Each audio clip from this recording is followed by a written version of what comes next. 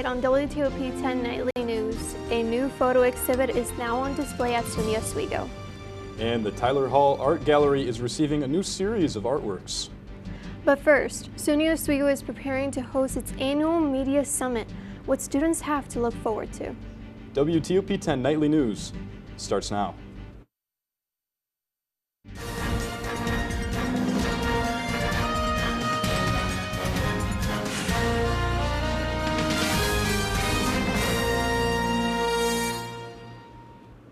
Good evening and thank you for joining us. I'm Sawat Hamoud. And I'm Eddie McAlpine. We're just 2 days away from the 21st edition of SUNY Oswego Lewis B. O'Donnell Media Summit. This year's Media Summit will host an all-star panel discussing the evolution of an idea, how to nurture creativity in the digital age. Kicking off the event on Thursday at 3 p.m. will be a panel exploring how to balance the impact of technology with the power of human imagination. Appearing on the panel will be a group of SUNY Oswego alumni from CBS News, Warner Brothers, MSG Networks, and NBC BLK.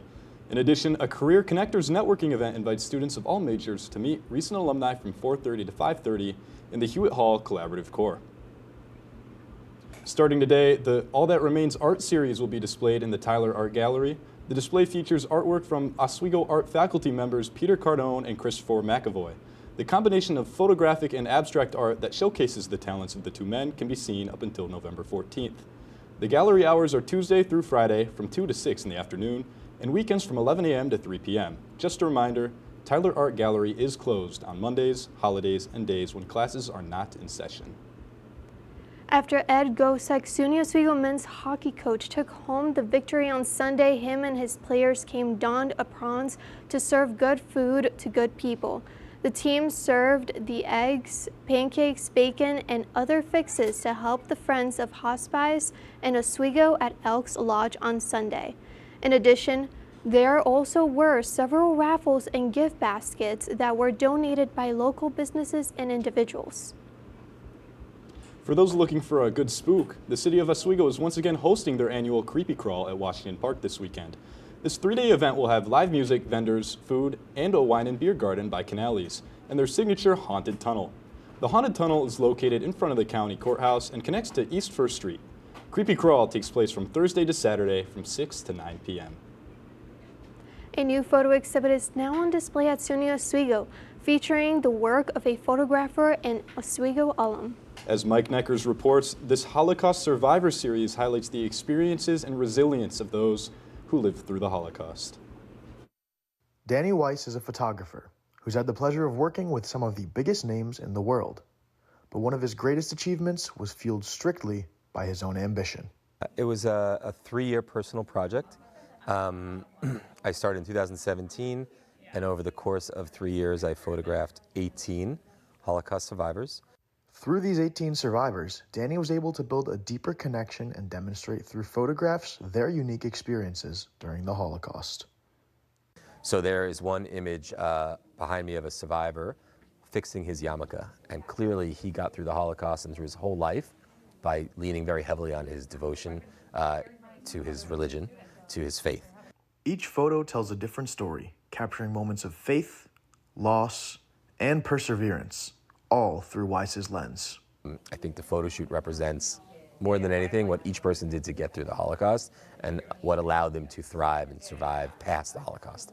Danny's Holocaust Survivor Series was presented this past week and can be seen inside Penfield Library for the remainder of the semester right here at SUNY Oswego. I guess it's just my way of being Jewish and being a photographer, of helping to keep their stories alive. Mike Neckers, WTOP-10. A powerful tribute to resilience and remembrance, Weiss's portraits not only honor Holocaust survivors, but also ensure their stories live on for future generations. The exhibit runs through the end of the semester at Penfield Library. Former New York Governor Andrew Cuomo introduced a change to the New York subway system today, proposing the plan of the Metropolitan Transportation Authority, which is a state agency yielding control of the subways to the city of New York.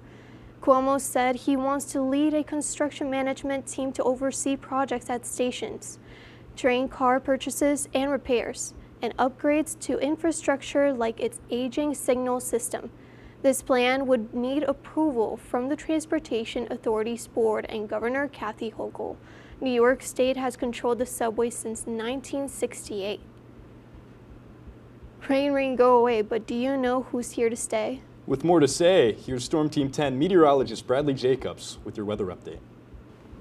Thanks, guys. And as this rain is not going to go away, we do have these rainy and windy conditions just storming in for the rest of the week, with cooler temperatures expected to come right along with that.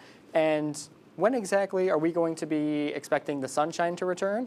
And how's that weekend looking? Because I'm already ready for the weekend. I'm over the week. I'll have all this and more in my full weather forecast ahead. But for now, back to you guys at the desk. Thank you, Bradley. 19-year-old Gage Chapman has been charged with 2 misdemeanors and 18 violations after police say the driver intentionally drove into the crowd twice to disrupt the No Kings protest on May Street in Potsdam organized by the National Indivisible Movement. Chapman is set to appear in Potsdam Town Court on November 5th. Now to the town of Trenton, where state police arrested a Utica man today following an assault and property damage. State police charged 39-year-old Cesar Echevarria with 3 felonies and 3 misdemeanors after allegedly pouring gasoline on multiple cars and a person. He then accessed a detached garage on the property where he used a stick, paver bricks, and a metal shovel to threaten and strike the victim and vehicles. Echevarria is expected to appear in court tomorrow. The trial continues today in the case of a former prison guard who was arrested after chasing down and shooting at individuals who were smuggling items into Metropolitan Detention Center in New York City.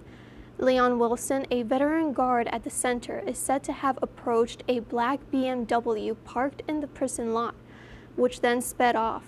Mr. Wilson then chased after the car in a prison minivan, firing 3 shots and striking a backseat passenger. He faces to 10 years in prison. Still ahead tonight, a helicopter crash leads to 2 injured. Plus, an ICE operation turns ugly for agents.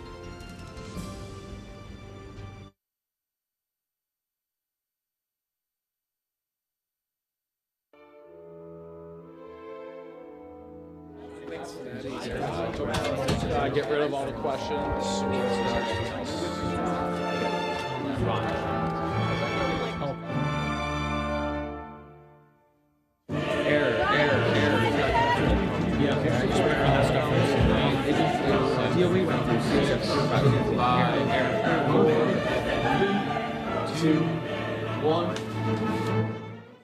If only we had someone who could tell us what we should and shouldn't watch.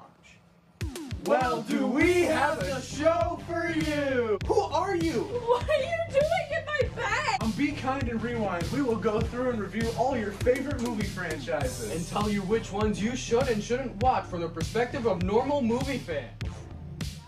Well, be sure to check out Be Kind and Rewind on WTOP-10.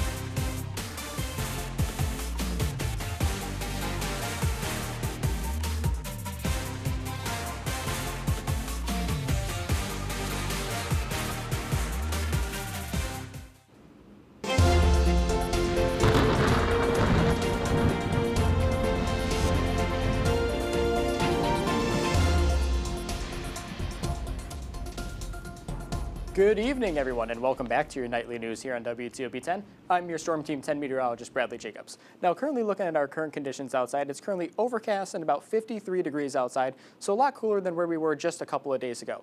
The dew point's sitting at 48 degrees, helping to create a relative humidity at about 82%.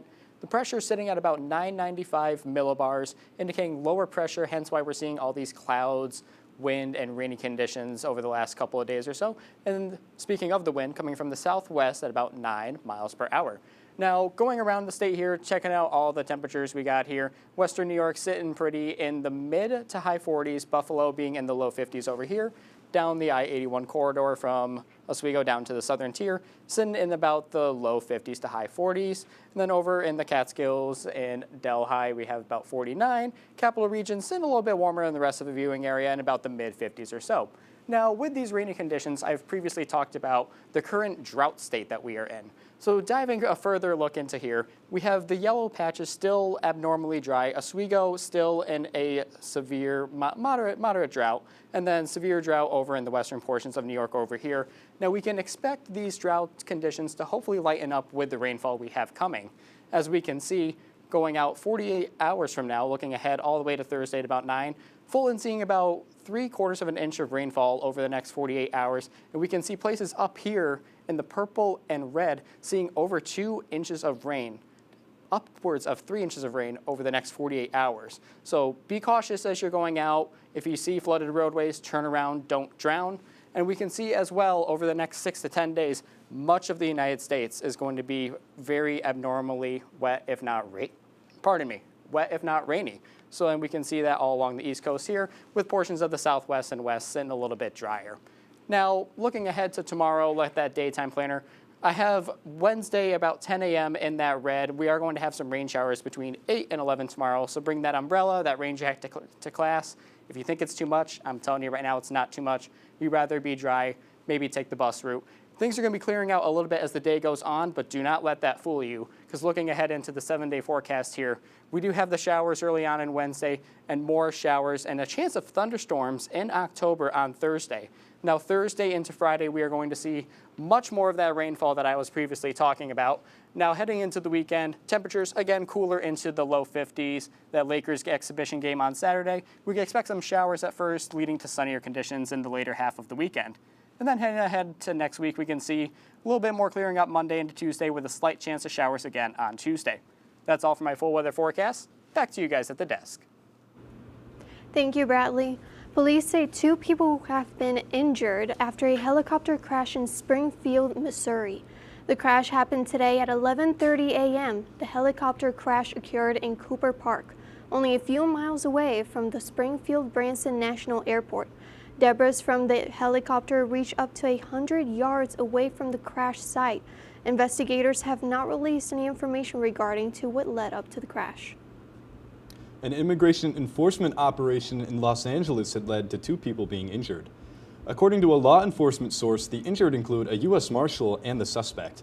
ICE agents' weapons were fired after the suspect apparently rammed into a vehicle that was part of the team and U.S. Marshals. The Marshal who was injured is currently in stable condition, while the condition of the suspect is unknown. Police say a tragedy was averted after law enforcement was alerted to a potential shooting. Here is Michael Yoshida reporting with more. Billy Joe Cagle arrested Monday inside Hartsfield-Jackson Atlanta International Airport, accused of threatening to, quote, shoot it up. This crisis was averted, but this individual did have a semi-automatic weapon.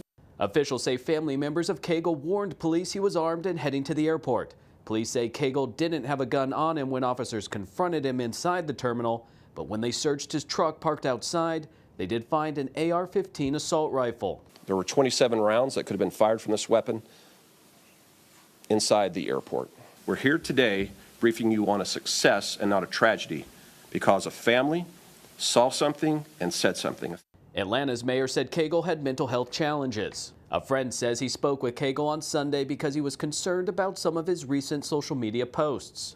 You know, people go through things and people deal with them differently, and unfortunately, Billy, may have made a bad decision here. Atlanta's International Airport is the busiest airport in the world, with more than 108 million people flying through in 2024.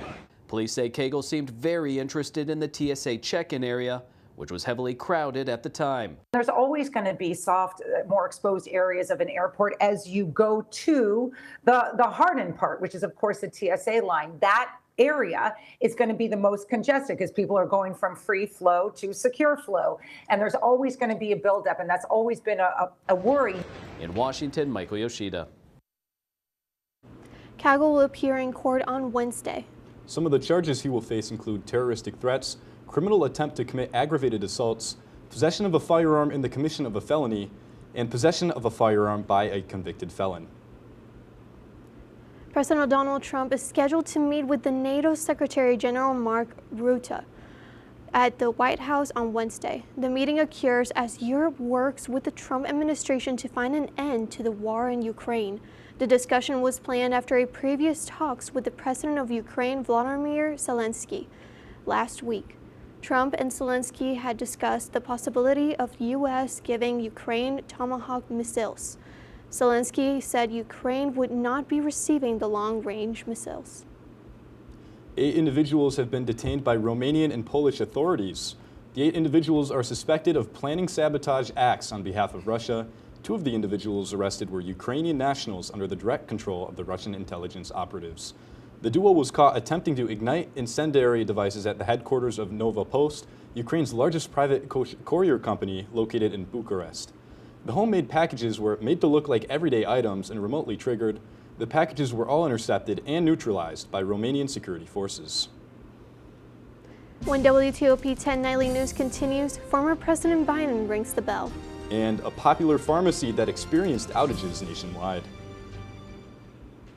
If you like action, romance, if you're watching this, and highbrow humor, surface is this. Floor. Minch did not legitimately put his head in the toilet. there's only one place to turn. No! Tune in to new episodes of Oh boy! only on WTOP. Look at the number of disasters in the U.S. Chances are For this every coming area week, will deal with some so kind of it says anchor 2, which emergency in the would next be me, decade. but if you want to start and say, And Casey, you can between approve this too. If schools, she sports, starts and says and welcome social back, I can say in consumer chances news and then go right. You won't be with your kids when it happens. Will they know what to do? Ready.gov/kids has the educational tools and information to make the conversation easy. When the time comes, chances are they'll feel prepared, not scared. So talk with your family today.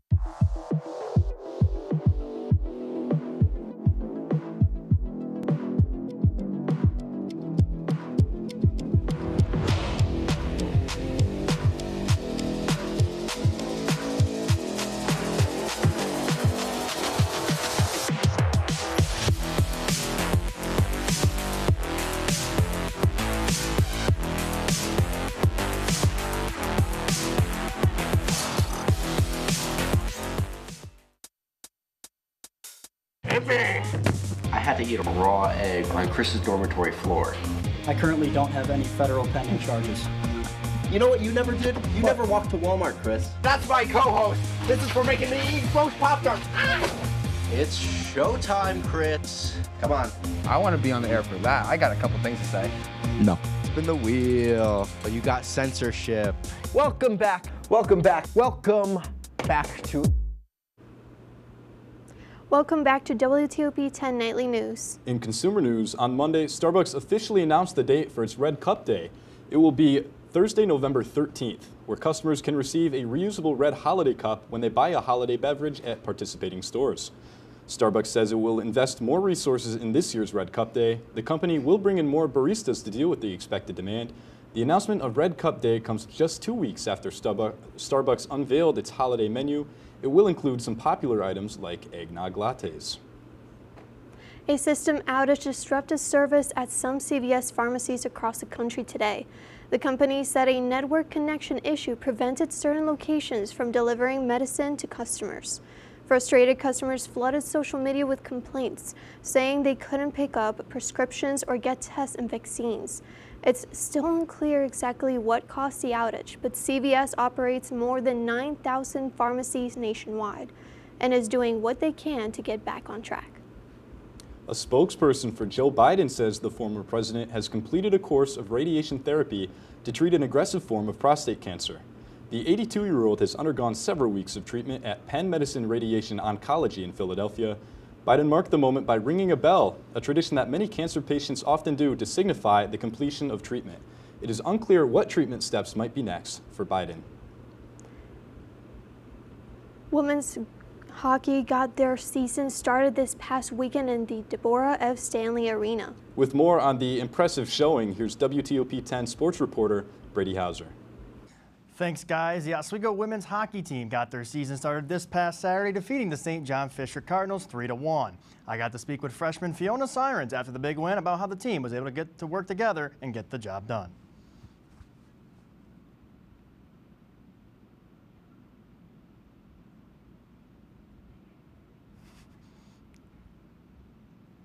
There definitely was room for improvement. There was something structurally, especially in the defensive zone, that our coach noticed that we can work on, but I have no doubt in my mind that we can't fix that through video and practice. It felt so, I've never been a part of a game where there was so much energy and it felt so official, and I felt amazing. It was like you just think of all the years you've spent working up to this point, and it was just kind of like a wow, I made it here. And I think every girl on my team felt the same way. It's safe to say the Detroit, Michigan native is pumped up for the rest of the season. That's all for my report. Coming up after the break, our sports anchor Jacob Coleman will break down Oswego soccer, the NBA tip-off, and more. So stay tuned to not miss out.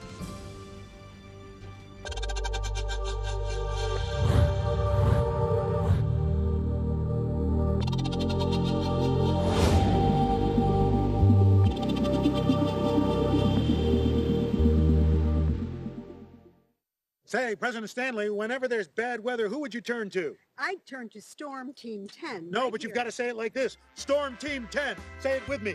Storm Team 10.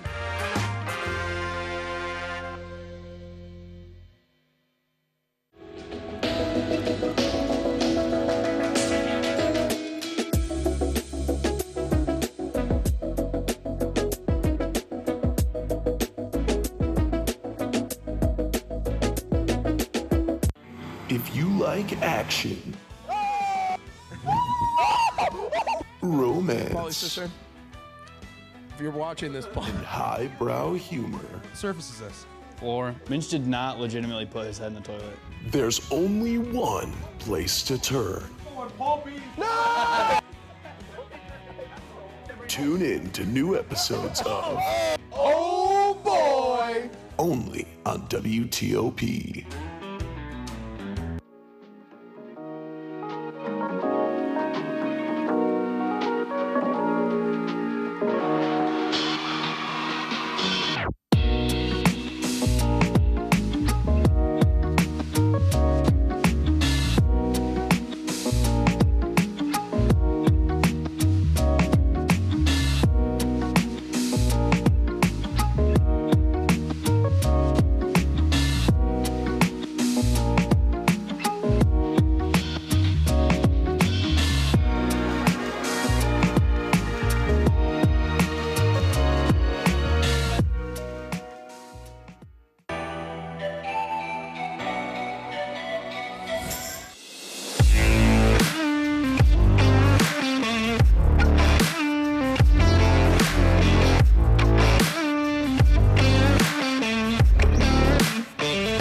Welcome back to WTOP-10 TV. I'm Jacob Coleman, and I'm here to give you your sports rundown tonight. For our first Oswego story, a preview at tomorrow's men's soccer matchup as they play host to their rival, the Buffalo State Bengals. Coming off of a tough loss to the Cardinals last Saturday, Oswego will look to remain contenders this season by beating a SUNYAC opponent in the Bengals. The last time these two teams met, the Bengals took the win at home, but now the Lakers have home field advantage. The game will begin at 4 p.m. tomorrow at the Laker Turf.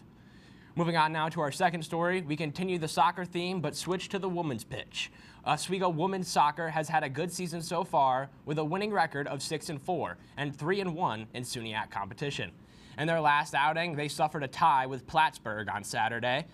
The women's team, like the men, will take on Buffalo State tomorrow afternoon. However, they have the displeasure of traveling on the road. Buffalo State is currently 4-1-2 in SUNYAC competition, so it's going to be a tough matchup for Oswego. It begins at 3 p.m. on Wednesday. Into some pro sports stories now. The NBA season begins here tonight with some flashy matchups. The league's tip-off is already in action between the Rockets and Thunder, with that game still in play. And at 10 p.m., the Warriors will play the Los Angeles Lakers. Unfortunately for Lakers fans, LeBron is sidelined in this season opener due to injury, while Steph Curry is in action for the Warriors. The NBA season will continue throughout the week with some good matches like Cavaliers at Knicks tomorrow night. Keeping the news on the hardwood, NBA's Indiana Pacers rookie Cam Jones was arrested earlier this week for reckless driving and felony resisting law enforcement. Jones, who's only 23, told authorities he was late to practice Monday morning as a reason for his driving. Authorities say he was allegedly driving erratically in Indianapolis down Interstate 65 shortly after 10 a.m. Jones initially did not stop after troopers attempted to pull him over, and he led them on a brief chase, according to authorities. He was released on bail today. And now for our VO highlight here tonight, ladies and gentlemen, Game 7 of the ALCS Championship Series. Mariners at Blue Jays. And at the top of the third, a beautiful crack of the bat. Julio Rodriguez hits the homer to take the lead, 2-1 Seattle. And for our next highlight now, at the top of the 5th inning, Seattle at bat again with no outs. And tell your grandma to duck because this one is headed for the crowd. Another home run strike by the Seattle Mariners to put them up 3-1. As you can see, the teammates are coming out to celebrate with the Trident. But they might have pulled that Trident out too soon, because at the bottom of the 7th inning, the next highlight, the Blue Jays would have life. 1 out, 2 on base. George Springer with the swing of his life. A 3-run home run here for the Blue Jays to take the lead. It is now a 4-3 ball game, moving on to the top of the 9th. In the top of the 9th, Hoffman would be at pitch, and he's going to pitch out a strike for the win here to advance the Blue Jays to the World Series. In Game 7, they would beat them 4-3, and the World Series will begin this Friday as the Dodgers take on the Blue Jays in the first matchup on the 24th. I want to thank you all here for joining me for the Sports Rundown here tonight. Thank you, Jacob. Stick around to find out what national day it is. When you look at the number of disasters in the U.S., chances are every area will deal with some kind of emergency in the next decade. And between school, sports, and social lives, chances are you won't be with your kids when it happens. Will they know what to do? Ready.gov/kids has the educational tools and information to make the conversation easy. When the time comes, chances are they'll feel prepared, not scared. So talk with your family today.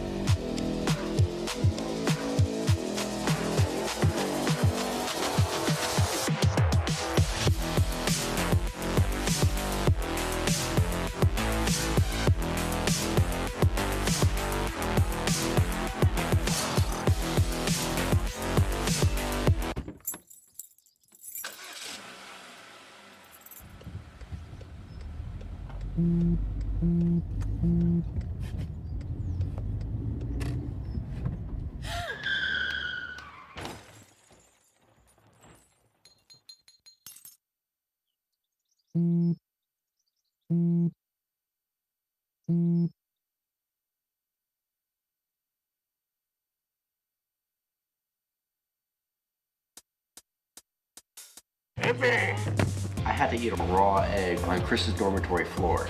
I currently don't have any federal pending charges. You know what you never did? You never walked to Walmart, Chris. That's my co-host. This is for making me eat roast Pop-Tarts. It's showtime, Chris. Come on. I want to be on the air for that. I got a couple things to say. No. Spin the wheel. But you got censorship. Welcome back. Welcome back. Welcome back to... There's nothing like a nice juicy apple on a cool fall day. And it's National Apple Day, so whether it's a Granny Smith, a Red Delicious, or a Honeycrisp, make sure to take a bite of one today. Some historians believe the ancient Romans cultivated the sour fruits and turned them into the sweeter ones we're more familiar with today. Today, there are more than 7,000 varieties worldwide. That's our report for tonight. Be Good night, sure to everybody. stay tuned for Jeopardy. Thanks for watching. And have a great night.